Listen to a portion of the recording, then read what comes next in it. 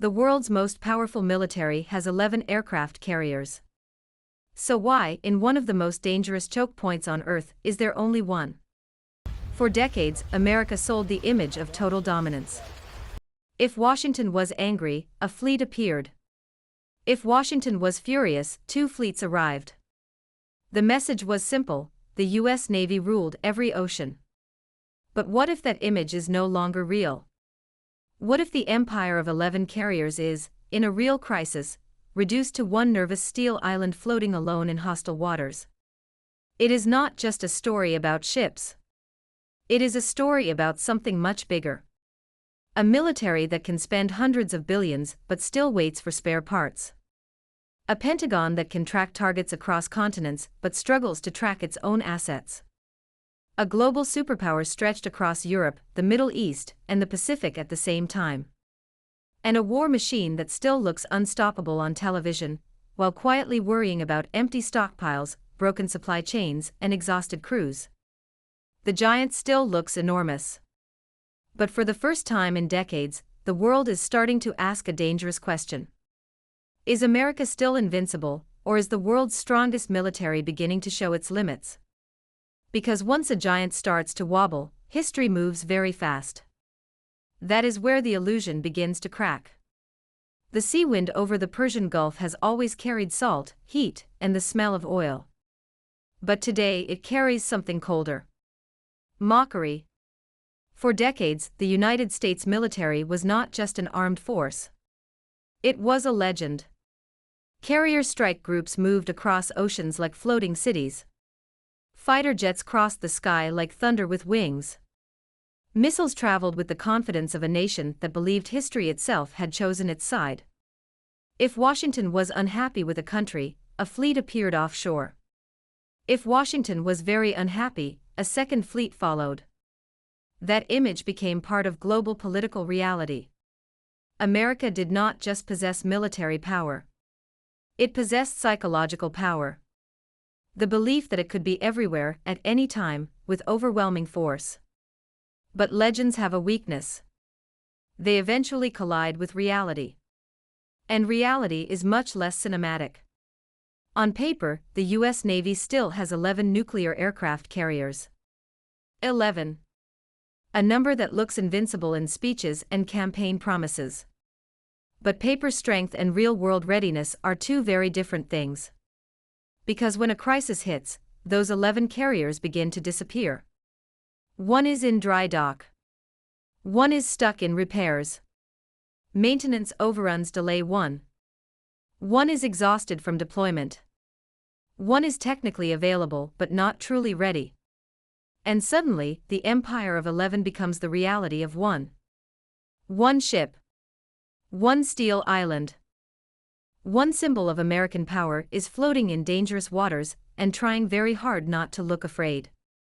And this is where the story stops being about one carrier. Because the real weakness is not the ship. It is the system behind the ship. The factories. The supply chains. The workers. The spare parts. The ammunition stockpiles. The bureaucracy. The Pentagon can still spend enormous amounts of money. But money does not instantly create production. Money does not magically fill missile shelves. Money does not repair ships overnight. And when a superpower starts waiting for parts, labor, and maintenance windows, the illusion of invincibility begins to crack. That is not the story of a weak military. That is the story of an exhausted giant. And the world is starting to notice. There is dark humor here. For generations, American military planning was built on abundance. During the height of the Cold War, Washington did not merely prepare for one conflict.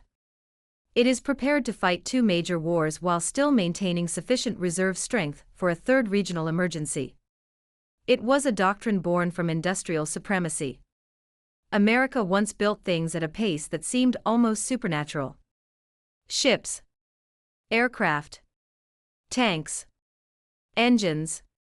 Missiles. Factories roared day and night. Shipyards glowed like artificial suns. Steel moved like water. Workers filled assembly lines. The country did not merely possess military power. It possessed industrial metabolism. It could lose equipment and replace it. It could exhaust munitions and replenish them. It could fight long wars because it could outproduce rivals. That was the true source of American strength. Not slogans. Not press conferences. Factories. Welders. Machine shops. Supply depots. The uncomfortable truth today is that procurement inefficiencies increasingly hamper the military machine. That is where the satire becomes almost too easy. For decades, Washington perfected the remarkable art of spending astonishing sums of money while somehow making everything take longer. Weapons programs begin with applause and confidence. They end years later with cost overruns, revised schedules, emergency budget requests, and carefully worded explanations about unexpected challenges. A fighter jet starts as a bold strategic vision.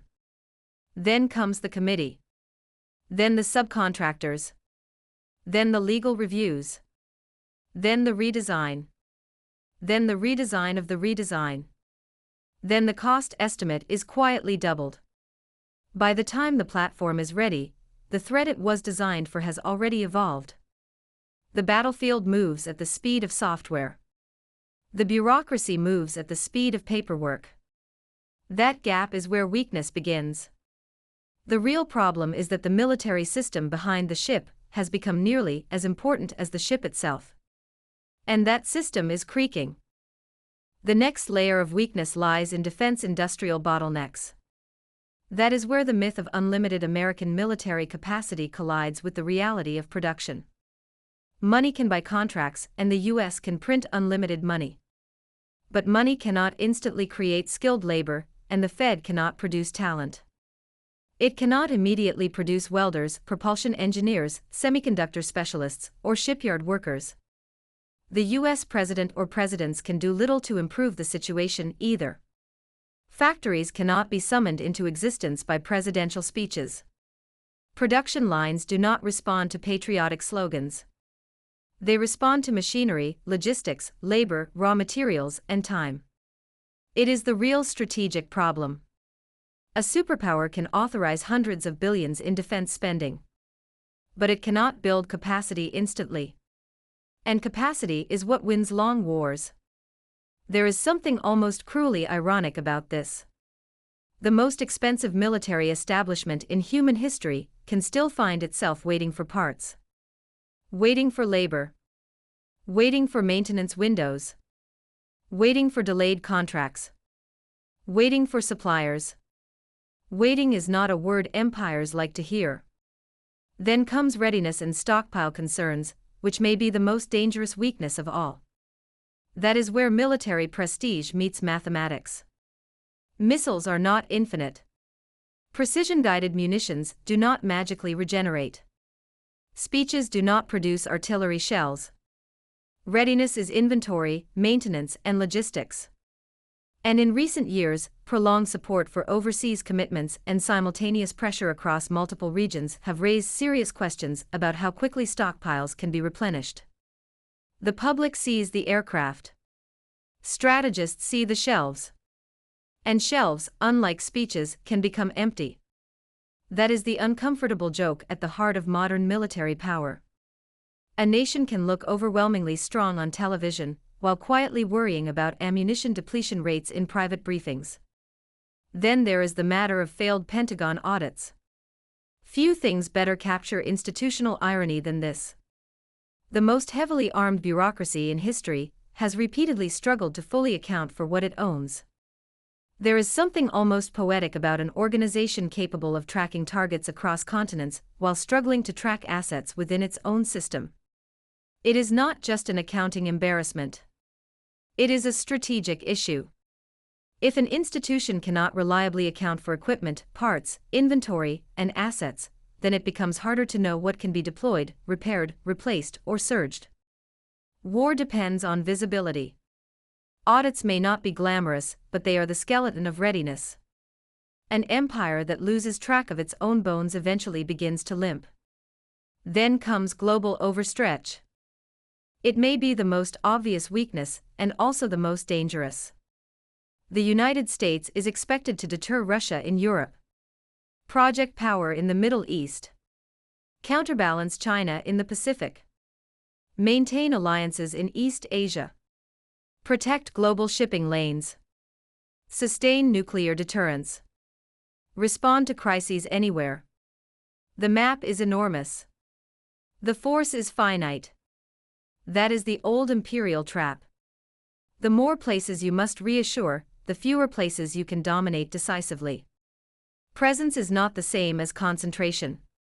A military can appear to be everywhere and still be too thin in the places that matter most. It is where the image of overwhelming strength begins to wobble. From a distance, the world sees bases, fleets, and aircraft. From inside the system, planners see strain. They see fatigue. They see maintenance backlogs. They see rotating deployments. They see overworked crews. They see ships spending more time in repair than at sea. And then there is dependence on complex supply chains. That is the invisible weakness that magnifies every other weakness. Modern warfare is no longer just steel and fuel. It is electronics, semiconductors, optical systems, guidance modules, rare earth materials, software, sensors, precision components. And many of these components depend on long, fragile, multi-layered supply chains. Sometimes a single system relies on suppliers spread across several countries and multiple tiers of subcontractors. It is where the irony becomes almost absurd. A trillion-dollar military platform can be delayed by a single component from a small company in an industrial park somewhere. A global superpower can find itself waiting on a part. Not because it lacks money. Because modern industrial systems are fragile. The chain is only as strong as its weakest link. It is the new face of military weakness. Not just ships and aircraft. Lead times, supplier concentration, material shortages, labor gaps, logistical fragility. The carrier floating in tense waters is only the visible symbol. The deeper weakness lies beneath the surface. The procurement maze, the industrial bottleneck, the strained stockpile, the failed audit, the global overstretch. The fragile supply chain. That is the real irony of American military weakness. The sword is still enormous. But the hand holding it is tangled in bureaucracy, shortages, and commitments spread across half the planet. The United States remains extraordinarily powerful. But power is no longer the same thing as invincibility. And that may be the greatest shift of all. For too long, strength was mistaken for omnipotence. Today, the world is beginning to see the difference. The giant still stands. The giant is still dangerous. But the giant is tired. And history has always had a wicked sense of humor when giants begin to notice their own limits.